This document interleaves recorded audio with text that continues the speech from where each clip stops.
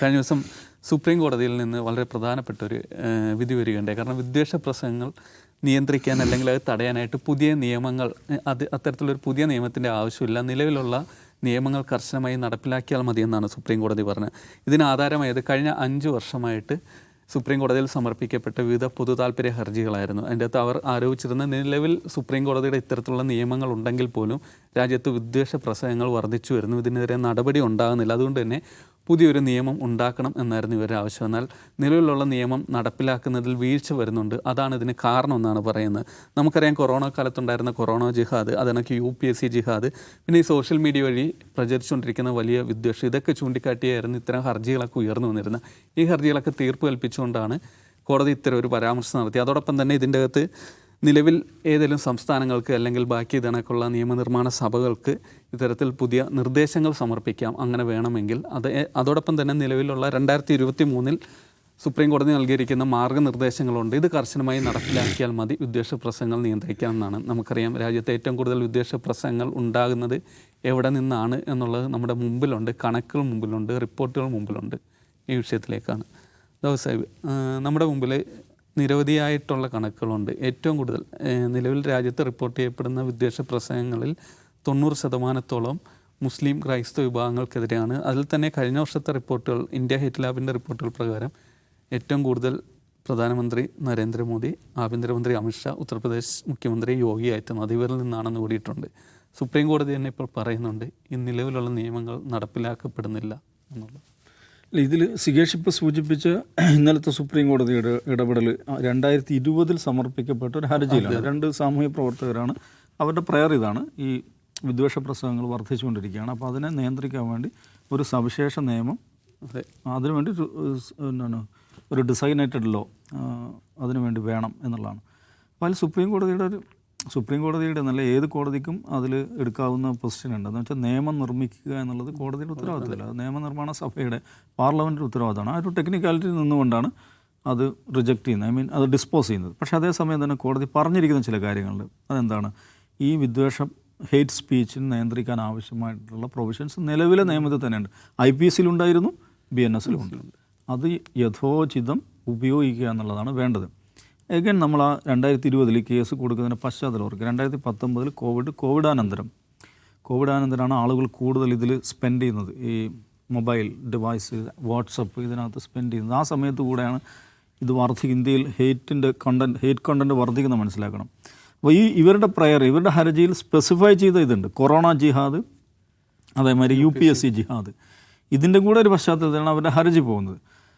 അപ്പോൾ അത് സുപ്രീം കോടതി പറഞ്ഞിരിക്കുന്ന കാര്യം ന്യായമാണ്. കാരണം നിയമം നിർമ്മിക്കാൻ കോടതിക്ക് അധികാരമില്ല. അതേസമയം അവർ ഓർമ്മിപ്പിക്കുകയാണ്, നമ്മുടെ നാട്ടിൽ ആവശ്യമായുള്ള നിയമങ്ങളുണ്ട്, ആ നിയമങ്ങൾ ശരിയായ വിധം നടപ്പിലാക്കിയാൽ മതി എന്ന് മാത്രമല്ല. സുപ്രീം കോടതിയെ സംബന്ധിച്ചിടത്തോളം സുപ്രീം കോടതി അതിനേക്കാൾ കൂടുതൽ ചില ഉത്തരവാദിത്തങ്ങൾ ചെയ്തിട്ടുണ്ട്. 2018 Tehseen Poonawalla versus union of India എന്നൊരു കേസുണ്ട്. തെഹ്സീൻ പൂനെവാല എന്ന് പറയുന്ന പൂനെയിലെ ഒരു സോഷ്യൽ ആക്ടിവിസ്റ്റ്, എഗൻ ഈ മോബ് ലിഞ്ചിങ് ആൾക്കൂട്ട കൊലയുടെയും ഹെയ്റ്റ് സ്പീച്ചിൻ്റെയും പശ്ചാത്തലത്തിലാണ് സുപ്രീം കോടതിയെ സമീപിക്കുന്നത്. ഇതിൽ നടപടിയെടുക്കണം, ആവശ്യമായ നിർദ്ദേശം സുപ്രീം കോടതി കൊടുക്കണം എന്ന് പറഞ്ഞിട്ട് വളരെ കർശനമായ സ്വഭാവത്തിൽ ഹെയ്റ്റ് സ്പീച്ചിനെതിരെയും മോബ് ലിഞ്ചിങ്ങിനെതിരെയും സുപ്രീം കോടതി സംസാരിക്കുന്നുണ്ട്. 2018 ഓർക്കണം.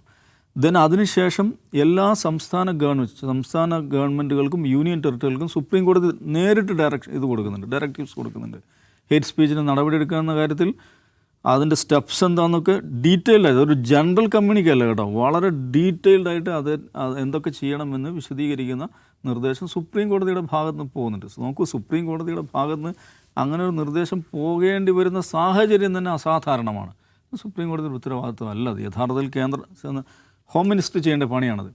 എല്ലാ സംസ്ഥാനങ്ങളെയും യൂണിയൻ ടെറിട്ടറിയിലെയും ചീഫ് സെക്രട്ടറിമാർക്ക് കത്തയക്കുന്നുണ്ട് സുപ്രീം കോടതി. എന്നിട്ട് അതിനകത്ത് സുവോമോട്ടോ FIR ഇടണം. ഇങ്ങനെ ഒരു ഹെയ്റ്റ് സ്പീച്ച് ഒരിടത്ത് നടന്നു എന്നറിഞ്ഞു കഴിഞ്ഞാൽ ഒരു പരാതിക്ക് വേണ്ടി കാത്തു നിൽക്കേണ്ടതില്ല. പരാതി വരുന്നതിന് മുമ്പ് സ്വമേധയാ അതിൽ കേസെടുക്കുവാൻ സർക്കാർ, പോലീസ് ബാധ്യസ്ഥരാണെന്ന് സുപ്രീം കോടതി പറയുന്നുണ്ട്. പക്ഷേ അത് എവിടെയെങ്കിലും നടപ്പിലായോ എന്ന് ചോദിക്കുമ്പോൾ നമ്മളെന്തോ ഉത്തരേന്ത്യയിൽ യോഗി ആദിത്യനാഥിൻ്റെ സംസ്ഥാനത്ത് മാത്രം ആണിങ്ങനെ സംഭവിക്കുന്നത് വിചാരിക്കും. നമ്മുടെ സംസ്ഥാനത്ത് the master of hate speech എന്ന് പറയുന്ന ആളുണ്ടല്ലോ, അയാൾ സംസ്ഥാന സർക്കാരിൻ്റെ കീഴിലെ നവോത്ഥാന സമിതിയുടെ അധ്യക്ഷനാണ്. അത് മനസ്സിലാക്കണം. അപ്പോൾ ഇവിടെ ഇങ്ങനെയാണെങ്കിൽ അപ്പുറത്ത് എങ്ങനെയൊന്ന് ഊഹിച്ച് നോക്കിയാൽ മതി. ദിനം ദിനെ ഹേറ്റ് സ്പീച്ച്, മുസ്ലിം വിരുദ്ധ പ്രസ്താവന, മുസ്ലിം വിരുദ്ധ ഛർദ്ദ്യതിസാരം നടത്തിക്കൊണ്ടിരിക്കുന്ന ഒരു മനുഷ്യന് മുഖ്യമന്ത്രിയുടെ കാറിൽ കയറി സഞ്ചരിക്കുവാൻ സാധിക്കുന്ന അത്രയും പ്രിവിലേജുള്ള ഒരു നാടാണ് ഈ ജനാധിപത്യ പുരോഗമന ഇടതുപക്ഷ കേരളം. നമ്മൾ മനസ്സിലാക്കണം. ഇന്നും പറഞ്ഞിട്ടുണ്ട്. നോക്കൂ, സ്വമേധയാ ഹേറ്റ് സ്പീച്ച് നടത്തുന്നവർക്കെതിരെ സ്വമേധയാ കേസെടുക്കണമെന്ന് സുപ്രീം കോടതി രേഖാമൂലം എല്ലാ സംസ്ഥാനങ്ങളോടും നിർദ്ദേശിച്ചതിന് ശേഷം ഇവിടെ ഹേറ്റ് സ്പീച്ച് നടത്തുന്ന ആൾ, അയാൾ മുഖ്യമന്ത്രിയുടെ കാറിൽ സഞ്ചരിക്കുകയാണ്. സംസ്ഥാന സർക്കാരിന് കീഴിലുള്ള നവോത്ഥാന സമിതിയുടെ അധ്യക്ഷനാണ്. ഇത് കേരളത്തിൽ ഇങ്ങനെയാണെങ്കിൽ യോഗിയുടെ യു.പിയിൽ എന്തായിരിക്കും എന്ന് ആലോചിക്കാം. അപ്പോൾ അതുകൊണ്ട് സുപ്രീം കോടതി ഇങ്ങനെ നിരന്തരം വിധികൾ പ്രസ്താവിക്കുന്നു, ഡയറക്റ്റീവ്സ് കൊടുക്കുന്നു എന്നുള്ളതാതെ ഫലത്തിലൊന്നും സംഭവിക്കുന്നില്ല. അതിൻ്റെ കാരണം എന്താണെന്ന് വെച്ചാൽ ഭരണകൂടത്തിൻ്റെ ഉത്തരവാദപ്പെട്ട സ്ഥാനത്തിരിക്കുന്നവരാണ് ഹേറ്റ് സ്പീച്ച് ഏറ്റവും കൂടുതൽ നടത്തിക്കൊണ്ടിരിക്കുന്നത്. ഹേറ്റ് സ്പീച്ച് നടത്തുന്നവർക്ക് സംരക്ഷണം കൊടുക്കുന്നത്. സികേഷ് പറഞ്ഞതുപോലെ ഹേറ്റ് ലാബിൻ്റെ കണക്കിൽ മുമ്പൊരു കണക്കിൽ 34% ഹേറ്റ് സ്പീച്ച് പ്രധാനമന്ത്രിയുടെയും ആഭ്യന്തരമന്ത്രിയുടെയും ഭാഗത്താണ് വന്നിട്ടുള്ളത്. ഇവിടെ മുഖ്യമന്ത്രിയാണ് ഹേറ്റ് സ്പീച്ച് നടത്തുന്നവർക്ക് കവചമൊരുക്കുന്നത്. നമുക്ക് സ്വമേധയാ കേസെടുക്കണമെന്നാണ് സുപ്രീം കോടതി പറഞ്ഞത്. പരാതിക്ക് വേണ്ടി കാത്തു നിൽക്കരുതെന്നാണ് പറഞ്ഞത്. പക്ഷേ കേരളത്തിലെ അനുഭവം എന്താണ്? പരാതി കൊടുത്തവരെ പോലീസ് വേട്ടയാടുന്ന എത്രയോ അനുഭവങ്ങളുണ്ടായി. പരാതി കൊടുക്കുന്നവരെ സുഡാപ്പിയാക്കി, തീവ്രവാദിയാക്കി, മതരാഷ്ട്രവാദിയാക്കി വേട്ടയാടുന്ന അനുഭവമാണ് ഈ കേരളത്തിലടക്കം ഉണ്ടായത്. എന്ന് പറഞ്ഞാൽ this has become A hate republic.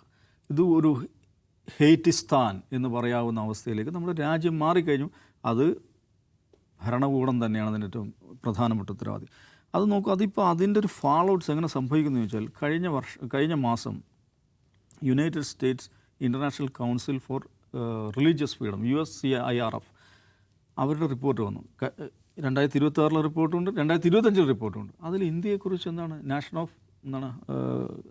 High concern അങ്ങനെ എന്തോ ഒരു കാറ്റഗറിയിലാണ് പെടുത്തിയിരിക്കുന്നത്.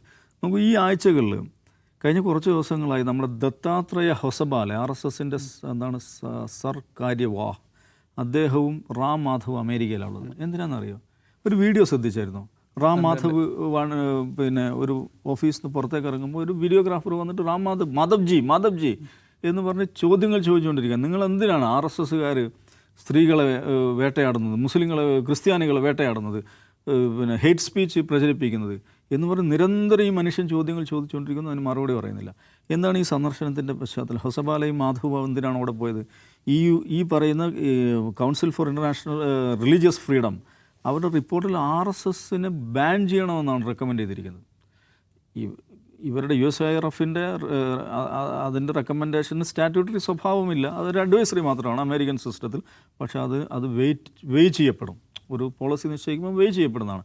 അപ്പോൾ RSSൻ്റെ അസറ്റുകൾ ഫ്രീസ് ചെയ്യണം, അവരുമായി ബന്ധപ്പെട്ട ആളുകൾക്ക് ട്രാവൽ ബാൻ ഏർപ്പെടുത്തണം എന്നാണ് ഇവർ റെക്കമെൻഡ് ചെയ്തിരിക്കുന്നത്. അതിൻ്റെ പശ്ചാത്തലം എന്താണ്? ഈ പറയുന്ന ഹേറ്റ് സ്പീച്ച്, ന്യൂനപക്ഷങ്ങൾക്കെതിരെ നടക്കുന്ന ആക്രമണങ്ങൾ, അതിൽ ക്രിസ്ത്യാനികൾക്കെതിരെ കഴിഞ്ഞ ക്രിസ്മസ് കാലത്ത് അടുത്ത കാലത്ത് സവിശേഷമായി നടന്ന ആക്രമണങ്ങളെക്കുറിച്ച് പ്രത്യേകമായി പരാമർശിക്കുന്നുണ്ട്. അപ്പോൾ ആ നിലക്ക് അമേരിക്കക്കകത്ത്, അമേരിക്ക, മൈ ഫ്രണ്ട് ഭരിക്കുന്ന അമേരിക്കക്കകത്ത് അമേരിക്കൻ സംവിധാനത്തിൻ്റെ ഭാഗമായുള്ള ഒരു ഏജൻസി ഗവൺമെൻറ് റെക്കമെൻഡ് ചെയ്യുകയാണ്.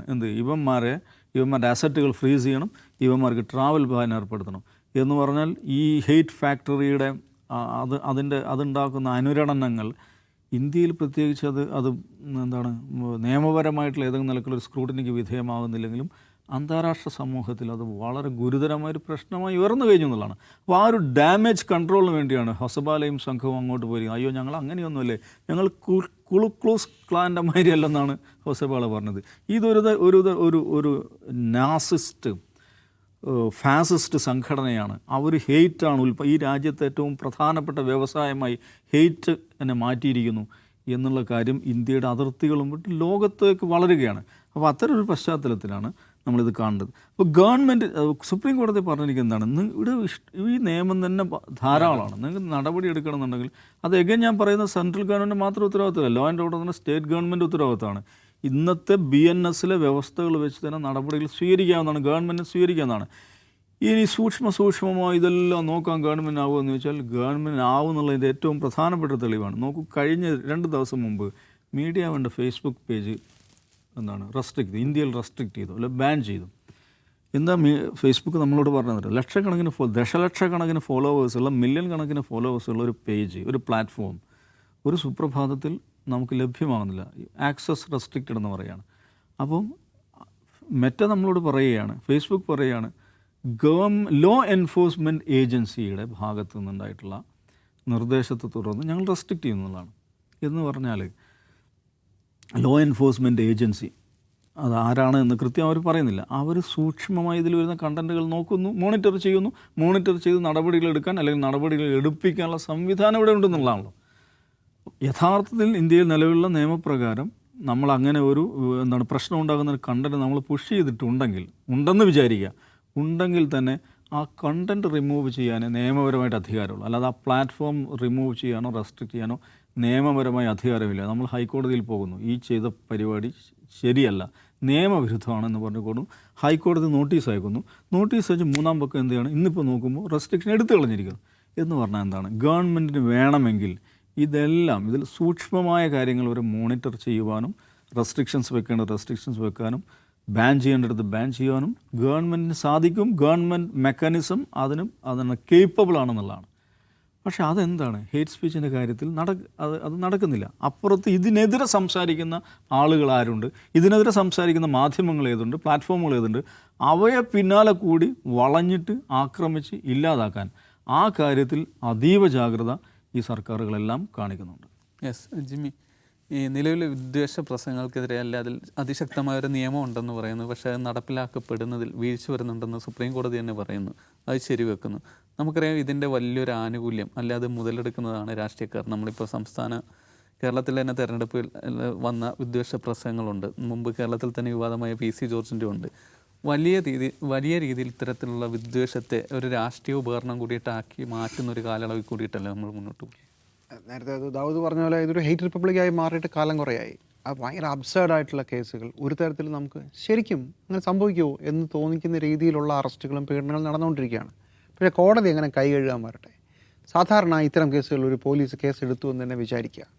ഇത് കോടതിയിലെത്തിയാൽ എങ്ങനെയാണ് കോടതിയിൽ ട്രീറ്റ് ചെയ്യാറുള്ളത്?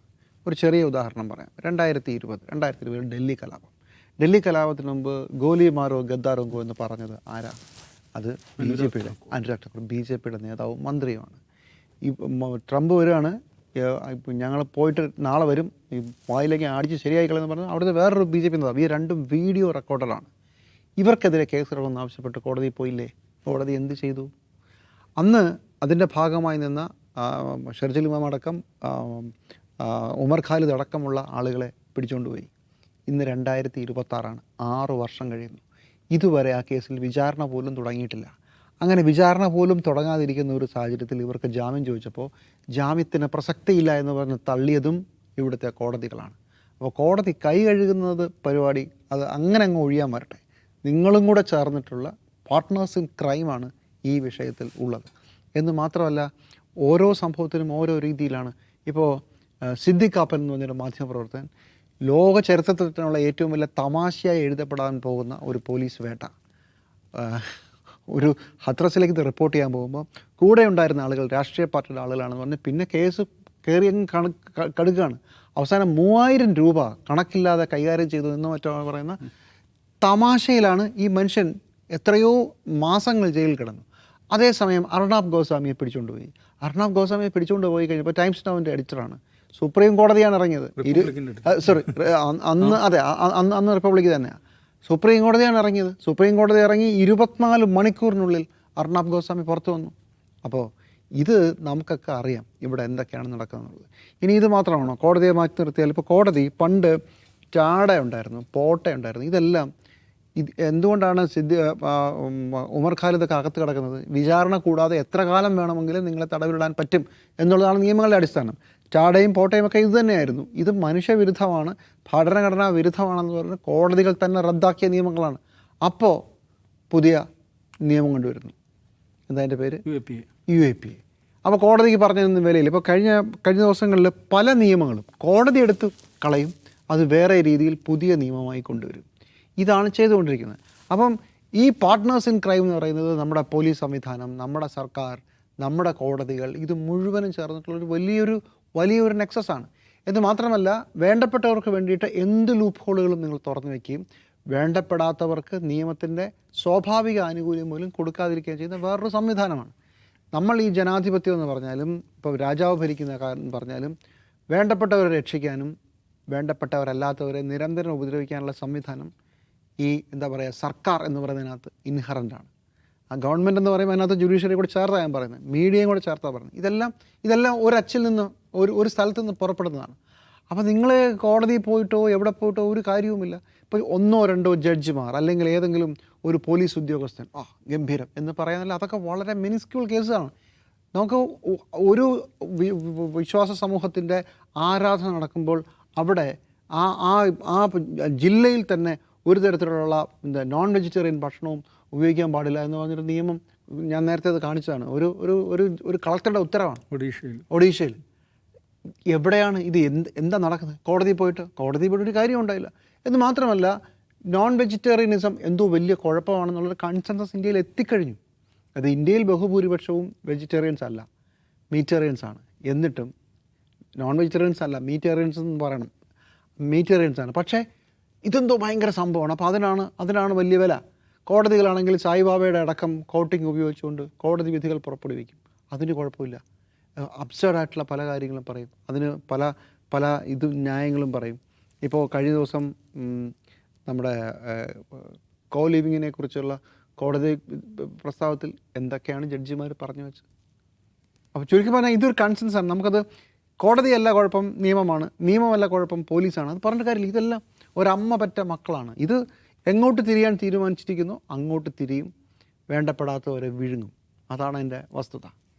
ഉദ്ദേശ പ്രസംഗങ്ങൾക്കെതിരെ ഏതെങ്കിലും തരത്തിലുള്ള നടപടി ഉണ്ടാകും എന്ന് നമുക്ക് കരുതാൻ വയ്യ. കാരണം അത്തരം ഒരു രാഷ്ട്രീയ സാഹചര്യത്തിലാണ്, അത്തരം ഒരു ഇന്ത്യയിലാണ് നമ്മൾ ജീവിക്കുന്നത്.